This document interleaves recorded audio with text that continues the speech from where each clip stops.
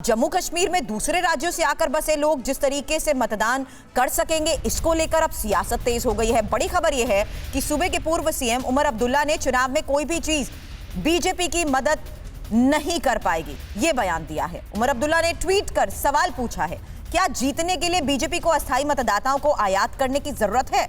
तो पूर्व सीएम रही महबूबा मुफ्ती ने भी कहा है कि बीजेपी का मकसद स्थानीय आबादी को शक्तिहीन करना है।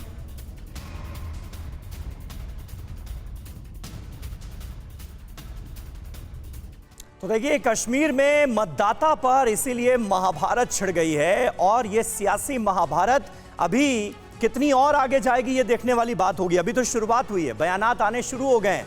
और उमर अब्दुल्ला देखिए क्या कह रहे हैं। पूर्व सीएम है, जम्मू कश्मीर के नेशनल कॉन्फ्रेंस के नेता हैं। क्या बीजेपी जम्मू कश्मीर के मतदाताओं के समर्थन को लेकर इतनी असुरक्षित है? अस्थायी मतदाताओं को आयात करने की जरूरत है क्या? ये सारी बातें वो कह रहे हैं। इनमें से कोई भी चीज बीजेपी की मदद नहीं कर पाएगी। स्टॉक मार्केट में सरस्वती को ले जाने वाले लक्ष्मी को ले आते हैं, लक्ष्मी को ले जाने वाले सरस्वती ले आते हैं। आपको सरस्वती चाहिए तो फ्रीडम ऐप को अभी डाउनलोड कीजिए। यानी ये अनुच्छेद 370 हटाए जाने के बाद जो नियम कायदे बदले गए हैं वोटर्स को लेकर, ये कदम बीजेपी को फायदा नहीं पहुंचा पाएगा। अगर बीजेपी ऐसा सोच रही है, ये बताने की कोशिश। वहीं महबूबा मुफ्ती कह रही हैं कि गैर स्थानीय लोगों को वोट देने की इजाजत चुनाव परिणामों को प्रभावित करने के लिए। बीजेपी का असली मकसद स्थानीय लोगों को शक्तिशाली करना है और जम्मू कश्मीर पर शासन किसी ना किसी तरह से जारी रखना है। तो महबूबा मुफ्ती, पीडीपी की नेता और नेशनल कॉन्फ्रेंस के नेता उमर अब्दुल्ला का क्या रुख है इस नियम को लेकर, इस कायदे को लेकर, यह आपने देखा। इरफान इस वक्त हमारे सहयोगी हमारे साथ बने हुए हैं। इरफान, जम्मू कश्मीर का शायद ही कोई मुद्दा हो जिस पर सियासत ना हो या उस पर सवाल ना उठे किसी फैसले पर। मेरा सवाल आम जनता के रिस्पॉन्स पर है, आम जनता के रिएक्शन पर है। उनकी तरफ से इस तरह के फैसले लिए जाने के बाद या क्या ये क्लियर मैसेजिंग है कि जो कुछ यहाँ पर इलेक्शन कमीशन की तरफ से किया जा रहा है वो उनके हित के तहत किया जा रहा है? देखिए, ये बात तो स्पष्ट थी कि धारा 370 से हटने के बाद इस तरह के कदम जो है वो उठाए जाएंगे। लेकिन जिस तरह से लेकर उमर अब्दुल्ला जो है वो इस फैसले की निंदा कर रहे हैं और आज महबूबा मुफ्ती ने एक प्रेस वार्ता भी रखी है, उसमें वो साफ तौर पर जाहिर है अपना जो पक्ष है पार्टी का वो रखेंगी। उमर अब्दुल्ला ने ट्विटर पर ट्वीट करके जो है अपनी इस मामले में बात रखी है। लेकिन कुल मिलाकर अगर आम लोगों की बात करें, अभी जम्मू कश्मीर में इसको लेकर एक सियासी गहमा गहमी जरूर देखने को मिल रही है। मिलीजुली प्रतिक्रिया अभी सामने आ रही है, लेकिन एक बड़ी जो संख्या नहीं, लेकिन इरफान, यहां तो जम्मू कश्मीर में रहने वाले लोगों के हक की बात हो रही है ना। अभी तक वो तमाम लोग वोटिंग राइट से महरूम थे, लेकिन अब उन्हें वोटिंग राइट मिलेगा। तो इसमें उमर अब्दुल्ला या महबूबा मुफ्ती को दिक्कत किस बात की हो रही है? और उनकी इस दिक्कत से जो बयानात सामने आ रहे हैं उससे साफ तौर पर नजर आ रहा है कि कहीं ना कहीं खलिश है मन में। कैसे ये अपनी खलिश को जस्टिफाई करेंगे जम्मू कश्मीर के लोगों के सामने? बिल्कुल समीर, देखिए एक बड़ी संख्या, जिस तरह मैंने पहले भी कहा, 20 से 25 लाख नए वोटर्स जो है वो आने वाले चुनाव में देखने को मिलेंगे। यानी उससे कहीं ना कहीं नेशनल कॉन्फ्रेंस, पीडीपी या जहां की रीजनल पार्टीज है उनको कहीं ना कहीं एक बड़ी चुनौती हो सकती है।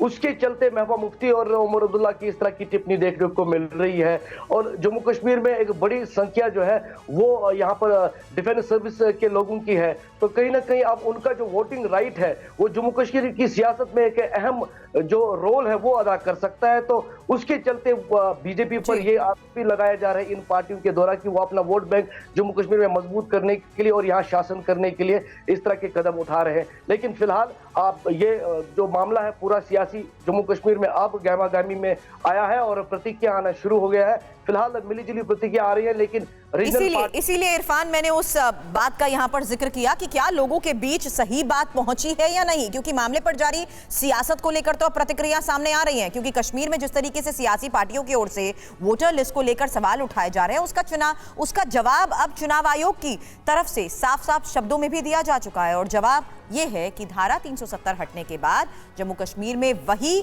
नियम, कायदे और कानून लागू हो रहे हैं जो देश के बाकी राज्यों में लागू हैं। ये फैसला एक्सटेंशन है 5 अगस्त 2019 को जो एक फैसला लिया गया, जब यहाँ के लोगों का मान सम्मान, जब यहाँ के लोगों के हकूक एक बहुत ही अनकॉन्स्टिट्यूशनल मैनर में छीने गए। और एक ऐसी कोशिश, मैं ये कहूँगा कि आखिरी कोशिश जो है आज की जा रही है। ये यहाँ की आवाम की, चाहे वो जम्मू से वापसी रखते हो, चाहे वो कश्मीर से वापसी रखते हो, बिना किसी मजहबी दायरे के जो है ये हम सब पे असर करता है ये फैसला। जो अब नॉन लोकल्स को वोटिंग राइट्स दिए जा रहे हैं, जिनकी कोई स्टेक्स नहीं है पावर में, जिनकी कोई स्टेक्स नहीं है डेवलपमेंट में, एक ऐसा आदमी एक लेजिस्लेचर के लिए वोट करेगा जो यहाँ का वोटर है ही नहीं, जो टेम्परली यहाँ आया है और जो यहाँ की ज्योग्राफी से, जो यहाँ के हालात से, जो यहाँ के सोशल एस्पेक्ट से अवेयर ही नहीं है, उसको वोटिंग राइट्स दिए जा रहे हैं। तो ये सिंपली एक जो एजेंडा है एक पॉलिटिकल पार्टी का, जो एक अपने मैनिफेस्टो को फुलफिल करने का काम कर रही है। रिप्रेजेंटेशन ऑफ पीपल्स एक्ट में रूल है कि person should be ordinarily residing in the UT.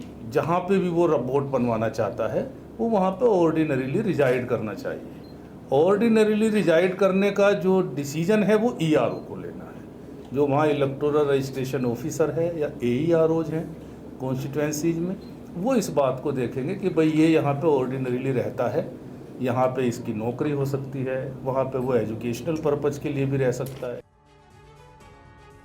तो पीडीपी और नेशनल कॉन्फ्रेंस जैसी पार्टियां ये साबित करने की कोशिश में लगी हुई हैं इरफान कि बीजेपी का एजेंडा जो है वो लागू किया जा रहा है जम्मू कश्मीर में, और इलेक्शन कमीशन ये बता रहा है कि भाई देश का कानूनी तो लागू कर रहे हैं, इसमें गलत क्या है, ऑब्जेक्शन किस बात का। लेकिन आम कश्मीरी, जो कश्मीर के लोग हैं, कश्मीर की आवाम है, वो इस फैसले को कैसे देख रही है? देखिए, बिल्कुल जाहिर है जो पीडीपी या नेशनल कॉन्फ्रेंस के समर्थक है वो कहीं ना कहीं इस फैसले की निंदा कर रहे हैं, लेकिन कई लोग ये मानते हैं कि जम्मू कश्मीर में धारा 370-35 से हटने के बाद तमाम वो कानून लागू होने हैं जो कि होने थे, और उसी प्रक्रिया में इलेक्शन कमिश्नर ने कल प्रेस वार्ता करते हुए ये स्पष्ट किया कि जम्मू कश्मीर में ऑर्डिनरी भी जो लोग रहते हैं या टेम्परेरी रहते हैं वो भी वोटिंग राइट्स रखते हैं। लेकिन दूसरी तरफ अब सियासत जो है इस मामले को लेकर साफ तौर पर जम्मू कश्मीर में देखने मिलती है, जिसका इशारा कल महबूबा से लेकर उमर ने किया और आज महबूबा भी एक प्रेस वार्ता करने जा रही है। तो कहीं ना कहीं जम्मू कश्मीर में आने वाले कुछ दिन है वो सियासी मामले को लेकर बहुत अहम कह सकते हैं। फिलहाल जम्मू कश्मीर में 20 से 25 लाख इस तरह के लोग होंगे जो कि आने वाले चुनाव जो है एक अहम भूमिका निभा सकते हैं, ये स्पष्ट हो गया। चलिए, फिलहाल मामले पर आप नजर बनाए रखें, पल पल का अपडेट आपसे लेंगे। शुक्रिया पूरी जानकारी के लिए इरफान आपका। स्टॉक मार्केट में सरस्वती को ले जाने वाले लक्ष्मी को ले आते हैं, लक्ष्मी को ले जाने वाले सरस्वती ले आते हैं। आपको सरस्वती चाहिए तो फ्रीडम ऐप को अभी डाउनलोड कीजिए।